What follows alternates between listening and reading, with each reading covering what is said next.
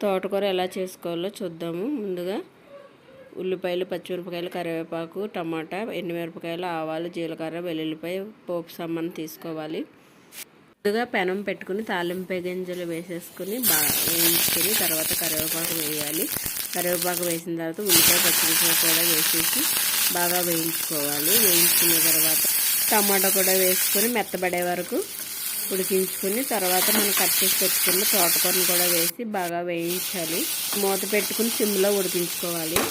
తోటకూర ఉడికిన తర్వాత మూత పెట్టి అప్పుడప్పుడు కలుపుతూ ఉంటే మెత్తబడిపోతుంది తోటకూర. తర్వాత చింతపండు, మన నానబెట్టి ఉంచుకున్న చింతపండు కొంచెం రసం తీసుకొని ఆ వాటర్ పోసుకోవాలి. మనకి పులుసు చిక్కగా కావాలంటే కొంచెం తక్కువ వాటర్ పోసుకోవాలి. అలాంటి కొంచెం వాటర్ ఎక్కువ వేసుకొని ఒక 15 నిమిషాల పాటు బాగా మరగనిచ్చేసి స్టవ్ ఆఫ్ చేసేసుకోవాలి.